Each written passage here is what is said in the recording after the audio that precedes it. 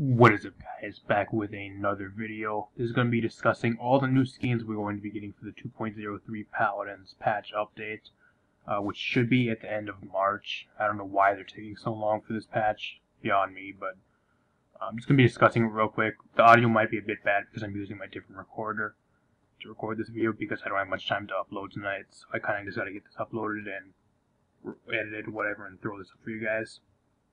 Just gonna go over this real quick. There's not really too much to go over compared to like other patches. We got a brand new champion, Atlas, a new frontline champion. 3,500 health. He has. I mean, do I see myself honestly using Atlas? Probably not. I mean, I'll give him a try, but I don't see myself getting him past like level 20 like any other frontline. The only other two frontlines I have like past level 20 and that I use the most often are Makoa, Ash, and I think Fernando. Those are like the only three front lines I ever use, and not even Fernando anymore because he's garbage. So mainly like right now the only front lines I play is Makoa or Ash. So maybe I can change that with Atlas. I don't know. He has a really cool kit. He's not going to be one of those like point tank front lines. He's going to be more of like an aggro tank, similar to like an Ash or like a Ruckus, or even like a Fernando. It's gonna be more. He's not gonna be sitting on the point. He's not gonna be able to stand like on the point like an Anara or something like that, or like a Makoa. He's more of an aggro tank from what we've been given. So, Chrono Cannon, a gun from Distant Future Past that charged 1.5 seconds, can deal 900 damage, including a headshot, which does like 1,300 damage. Kind of broken. Accurately with a few shots depending on the charge time. Automatically fire at a full charge. You can't hold your charge shot, which sucks. The ult fire setback. Fire concentrated chrono energy that blasts the victim back to where they were 4 seconds ago. Their health has reverted to its lowest point in that period. So that's kind of broken. I don't really think its kit is entirely broken. I just think it's going to be a lot of mind games. Either it's going to be one of those champions that has like a super high skill gap. If you can use him well, then you're going to be able to do well with him, but he's going to require like a lot of like in the moment thinking to make him work well. Second chance, fling yourself back to where you were 5 seconds ago. Your health is restored to the highest value in that period. These are all on like 20-second cooldowns, by the way. Stasis field, erect a temporal barrier in front of you that nullifies all ranged attacks for 5 seconds. This does not count as a shield, so it's not affected by Wrecker or Bulldozer. It's kind of similar to like Terminus' Power Siphon. That's kind of cool, but it's only there for 5 seconds, so it kind of sucks. Supercharge your Chrono Accelerator. While in this state, your weapon shots will banish enemies for 4 seconds. Cannot be interacted and by enemies or allies. So say you got like somebody got like a Furia, right? She's standing there trying to heal her tanks. If you banish, you got like three shots, right? You hit them, you banish them for 4 seconds. They're unable to move. They just have to stand in place for 4 seconds. They can't do anything. They can't be healed. They can't heal anything. Something like that. If you want to stand there the entire time, you can banish them for a total of 8 seconds. Because your ultimate lasts slightly longer than that. So, I don't know. You're going to have to see how it does. I don't think he's going to be overpowered. I just think he's going to be very annoying. Similar like a Dredge. Or something like that plays mind games. Similar to like an Eevee. That's like one thing I can compare it to. But it's like a frontline type of Eevee. This is what he seems to be like. We got some talents. Activating Second Chance leaves behind an unstable fissure that explodes for 900 damage. Out of all his talents, I think Deja Vu is probably going to be his best one. Setback becomes a lobbed explosion that can rewind multiple enemies. This might actually be his best one. Or Unstable Fissure, I'm not quite sure. I don't think Temporal Rise could be even remotely decent. Greatly increases the size of Stasis Field, which it takes up like the entire map. You split like an entire map down the middle. That's how big his shield is.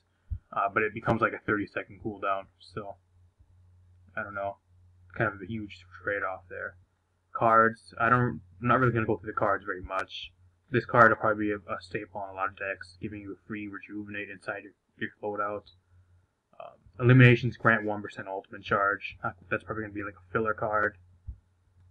Hitting fully charged weapon shots restores 1 ammo. Not quite sure how that's going to really matter. Increase your max health. That can be a filler card on most loadouts, depending if you're running like an aggro tank or like a point tank. If you want to run that. Hitting enemy with setback grants you 75 shield. I mean, I can see that being ran, maybe. You get life steal.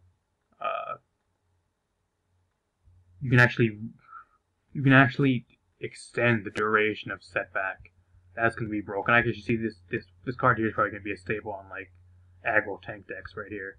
No one escapes. You can send them back for 3 times 5 for 1.5 extra seconds. So you can send them back in time for 5.5 seconds. That's gonna be insane. Stay aim, reduce the cooldown of setback. That can be also a good card.